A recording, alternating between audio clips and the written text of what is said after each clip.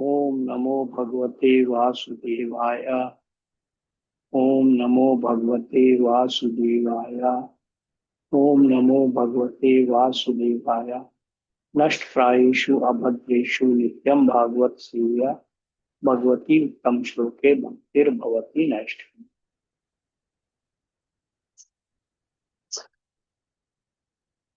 कृष्ण की ओर on the way to Krishna chapter 2। देव the way of chanting and knowing Krishna. Hare Krishna Krishna Krishna Hare Hare, Hare Ram Ram Hare Hare. This is transcendental sound vibration.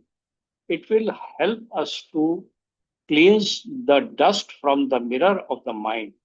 At the present moment, we have accumulated so much material dust on the mirror of the mind, just as on Second Avenue, New York City, there is dust and soot over everything due to the heavy traffic. Due to our manipulation of material activities, a great deal of dust has collected over our minds, clear mirror, and as a consequence, we are unable to see things in perspective. This vibration of transcendental sound, the Hare Krishna mantra, will cleanse away this dust and enable us to see clearly our real constitutional position.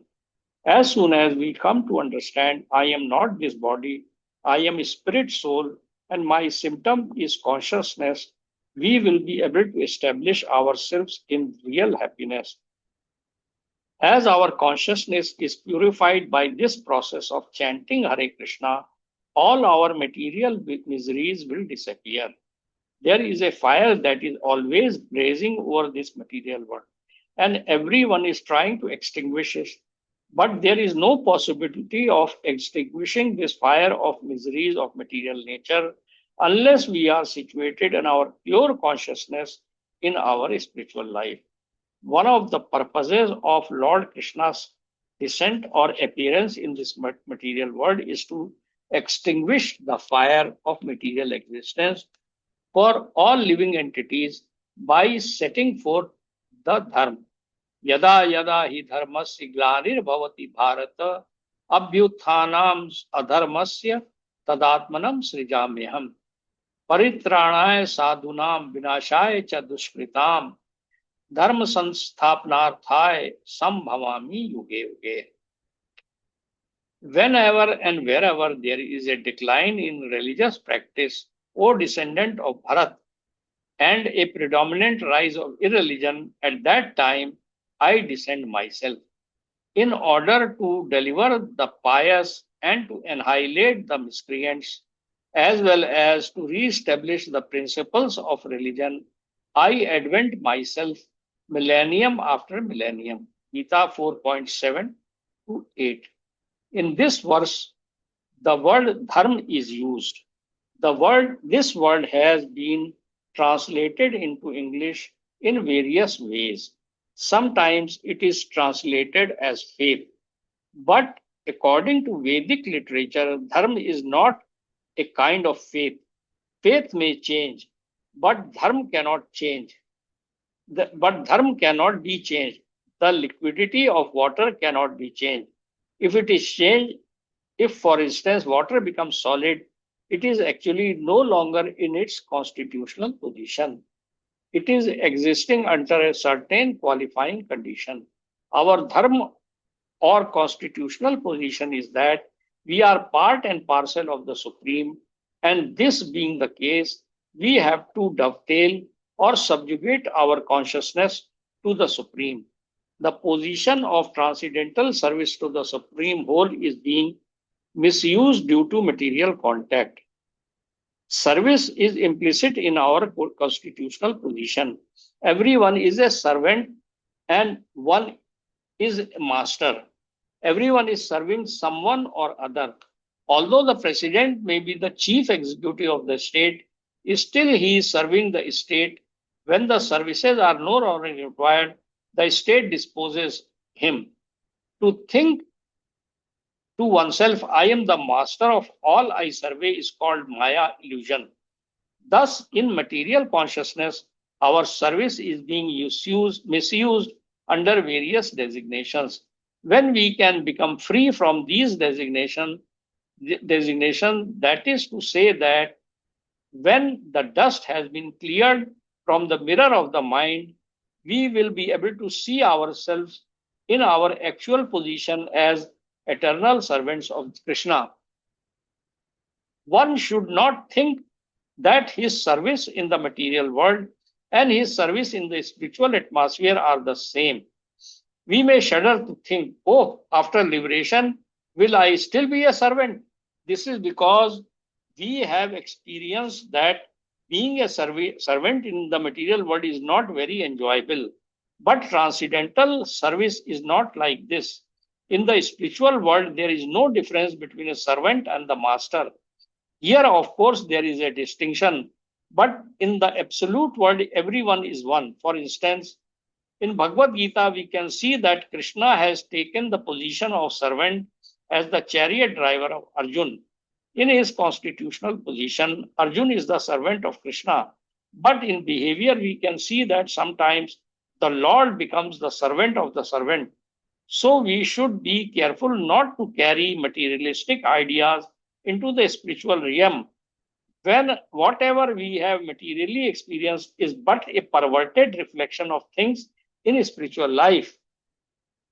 When our constitutional position or dharma is deteriorated due to contaminations of matter, the Lord Himself comes as an incarnation or sends some of His constitutional servitors. Lord Jesus Christ called Himself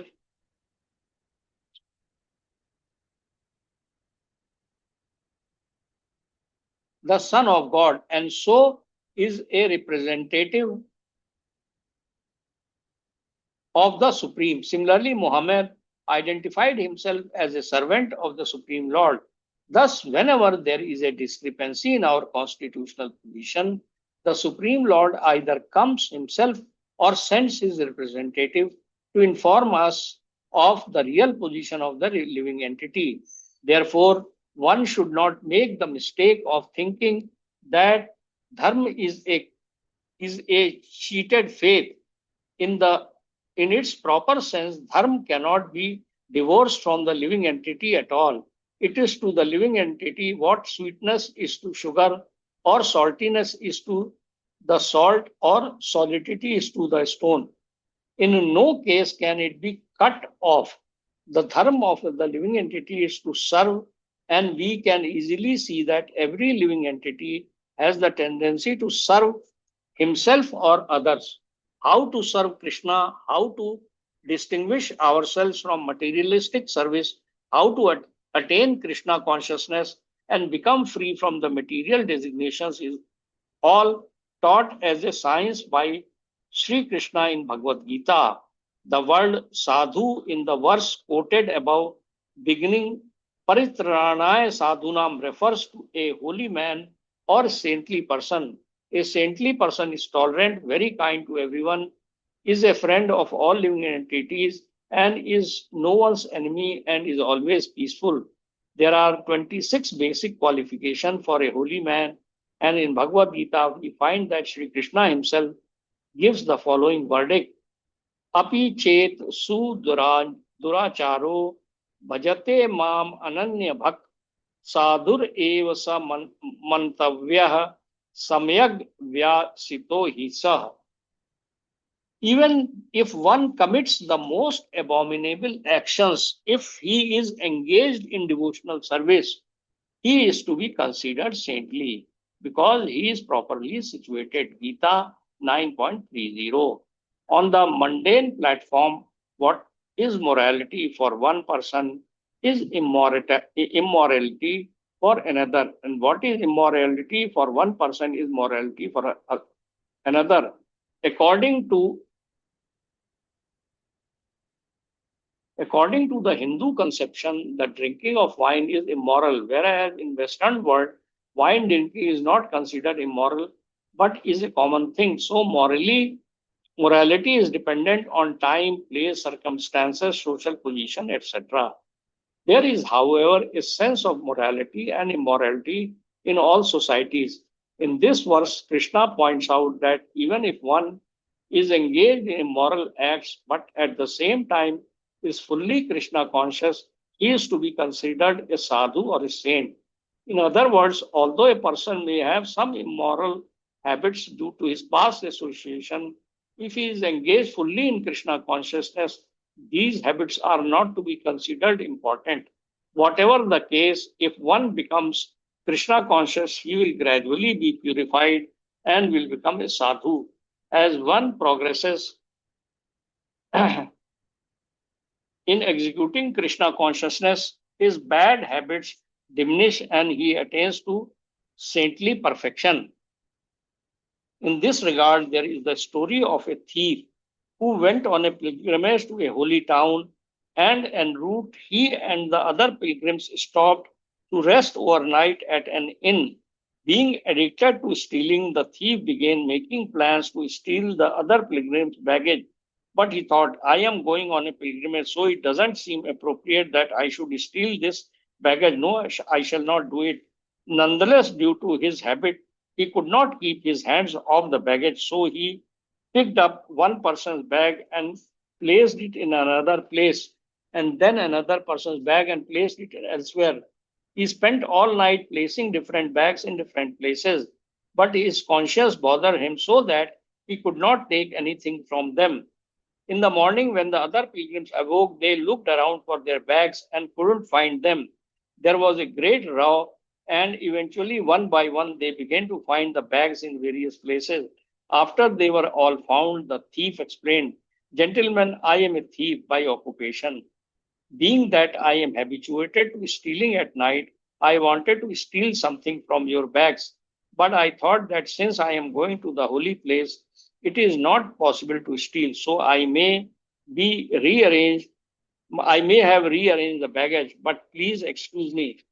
This is the characteristics of a bad habit. He does not want to commit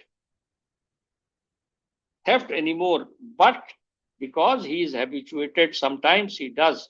Thus, Krishna says, one who is decided to refrain from his immoral habits and make progress in Krishna consciousness is to be considered a sadhu, even if one of past habits or by chance he yields to his fault.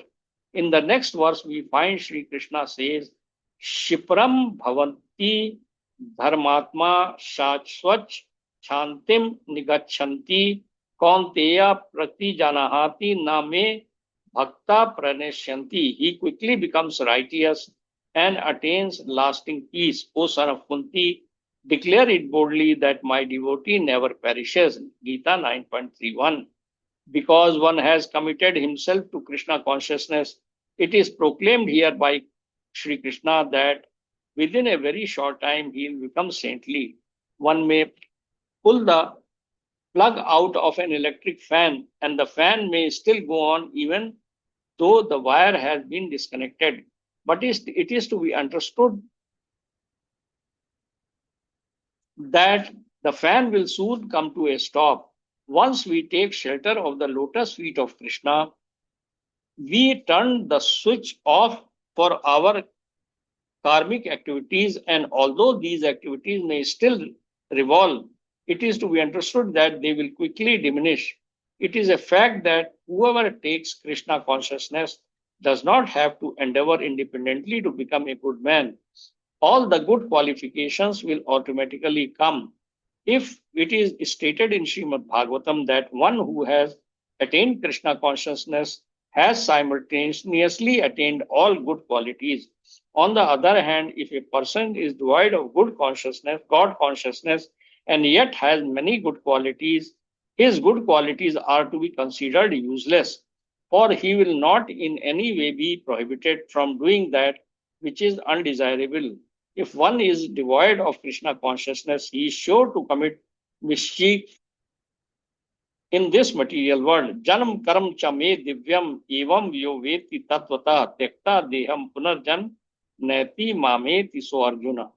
One who knows the transcendental nature of my appearance and activities does not, upon leaving the body, take his birth again in this material world, but attains my eternal good, O Arjun. The mission for which Krishna appears is here further explained when he comes with some mission. There are some activities. Of course, there are some philosophers who do not believe that God comes as an incarnation. They say that why should God come to this rotten world? But from Bhagavad Gita, we understand otherwise. Always,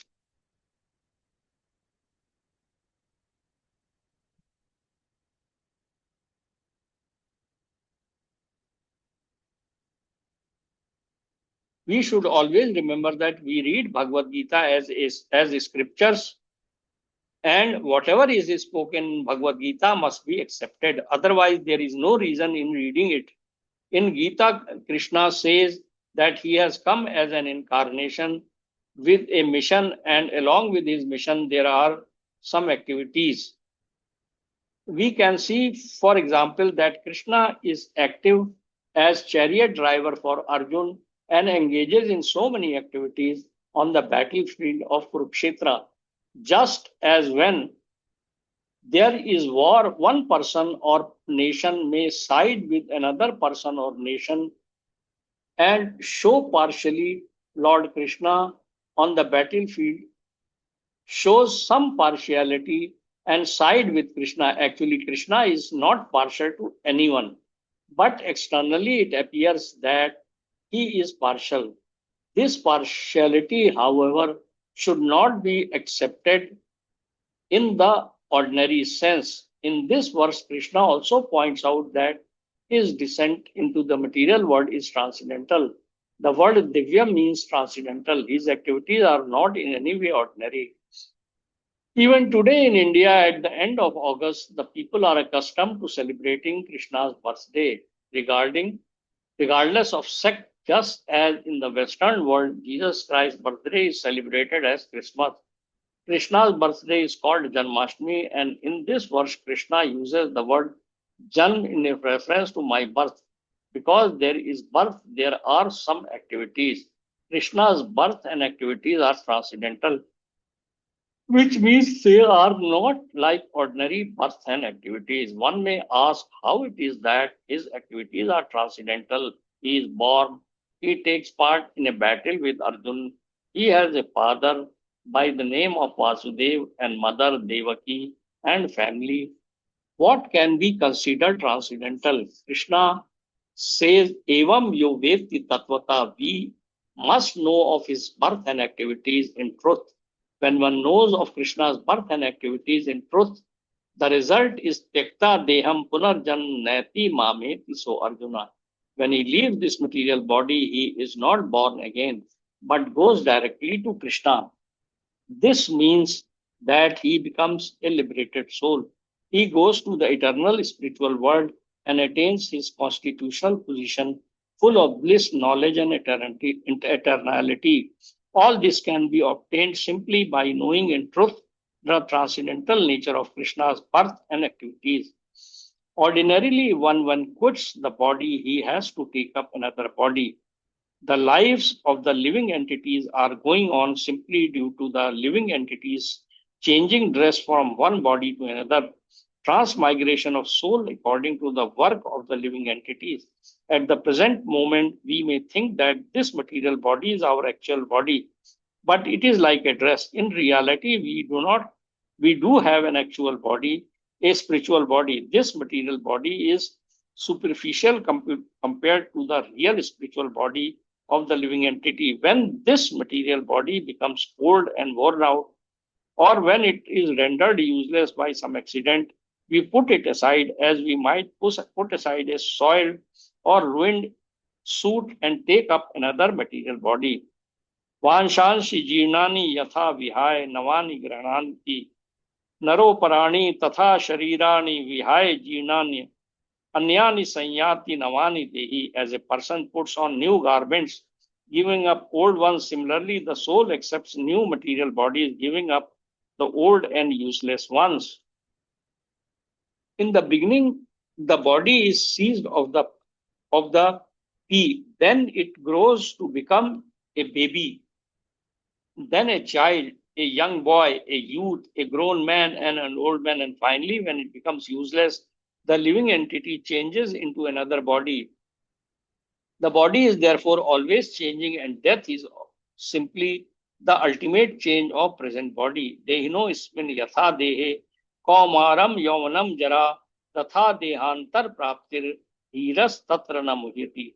As the embodied soul continually passes in this body from boyhood to youth to old age, the soul similarly passes into another body at death. The self realized soul is not bewildered by such a change.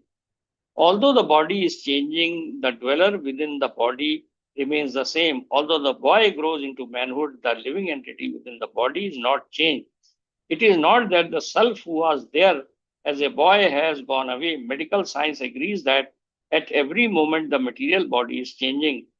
Just as a living entities are not bewildered by this, and an enlightened man is not bewildered when the body undergoes its ultimate change at death. But a person who does not understand things as they are laments. In the material condition, we are simply changing bodies all the time. That is our disease. It is not that we always change to a human body.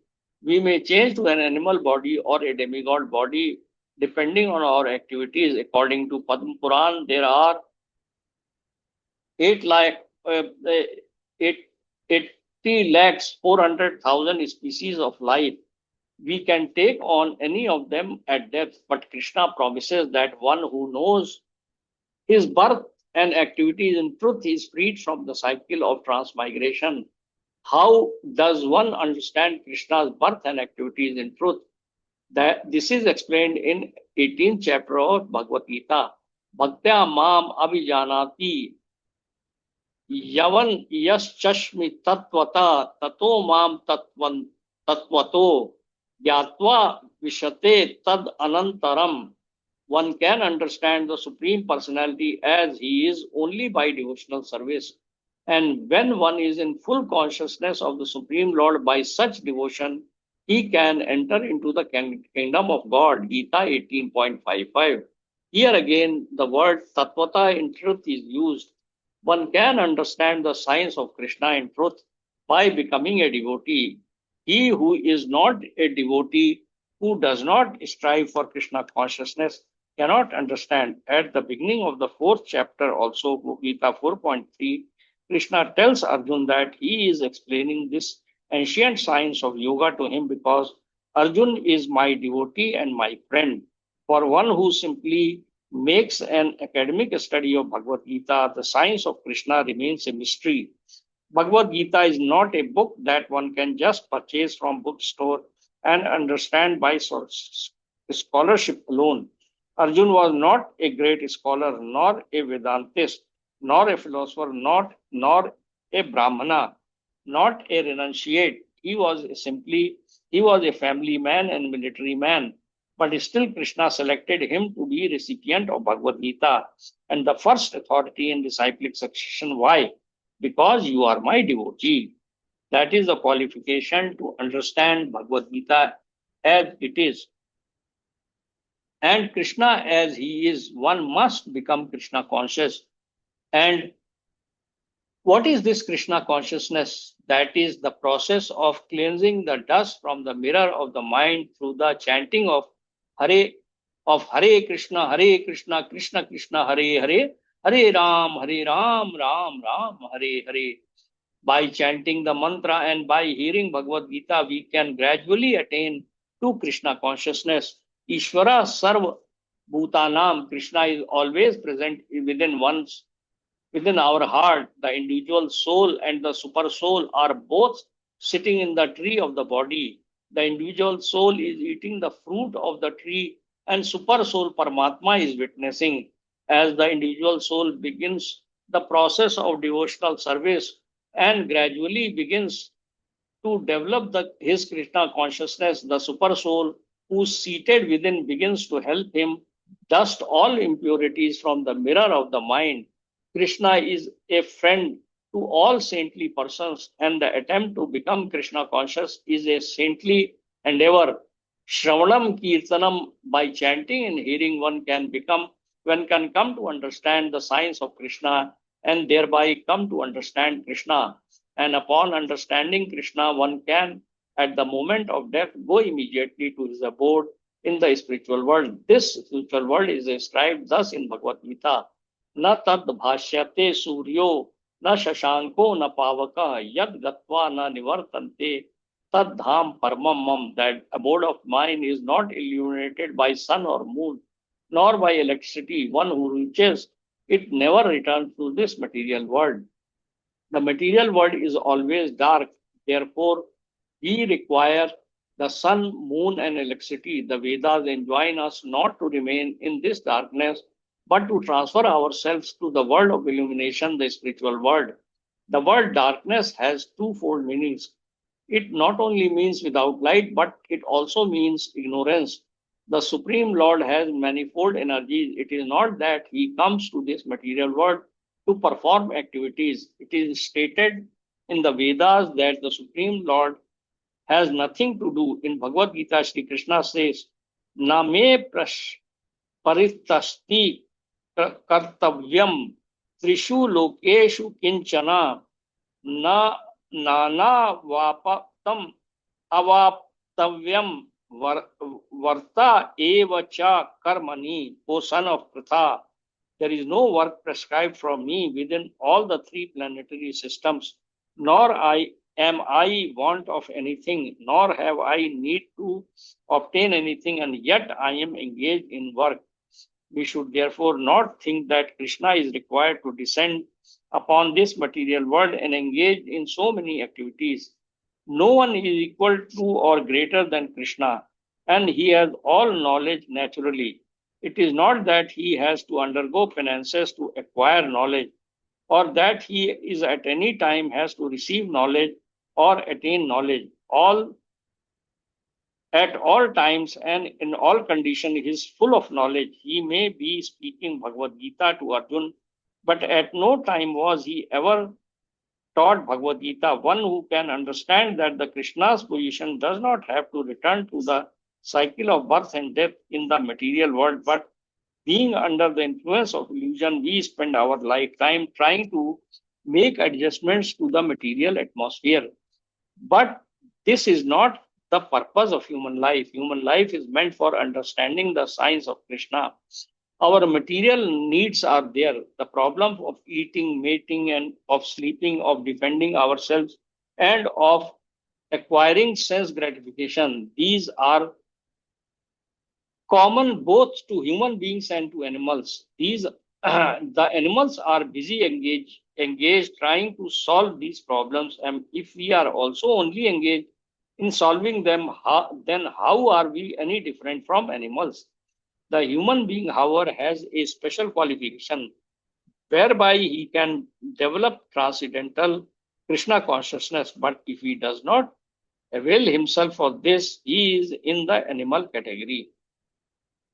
The defect of modern civilization is that it puts too much stress on solving these survival problems. As spiritual living beings, it is incumbent upon us to extricate ourselves from entanglement of birth and death. We should therefore be careful not to miss the special opportunity of human life. Sri Krishna himself comes to deliver Bhagavad Gita and help us to become God conscious. Indeed, this very material creation is given to us to utilize for this civilization. But if after receiving this chance and this gift of human life, we do not utilize them to develop Krishna consciousness, we shall be missing the rare opportunity. The process for cultivation is very simple. Shravanam Kirtanam, hearing and chanting. We have nothing to do other than listen, and by listening carefully, enlightenment is sure to come. Krishna will surely help, for he is seated within. We only have to make the effort and spare a little time. We will not need anyone to ask us whether we are making progress. We will know it automatically, just as a hungry man knows that he has been satisfied by a full meal. Actually, this process of Krishna consciousness or self realization is not very difficult.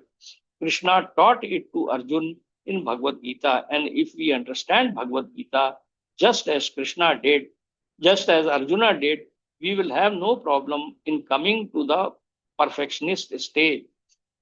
But if we try to interpret Bhagavad Gita according to our own mundane academic mentality, we spoil it all. As is stated before, this chanting of Hare Krishna is a process by which all contamination due to material association is removed from the mirror of the mind. There is no need for external help in reviving our Krishna consciousness. For Krishna consciousness is dormant within the self. In fact, it is the very quality of the self. We have only have to invoke it by this process. Krishna consciousness is an eternal fact. It is not a doctrine or set of beliefs imposed by some organization. It is within all living entities, whether they be human beings or animal. When Lord Chaitanya Mahaprabhu was passing through the jungles of South India some 500 years ago, he chanted Hare Krishna, and all animals, the tigers, the elephants, the deer, joined him in dancing to the holy names. Of course, this depends on the purity of the chanting. As we progress in chanting, purification is sure to come.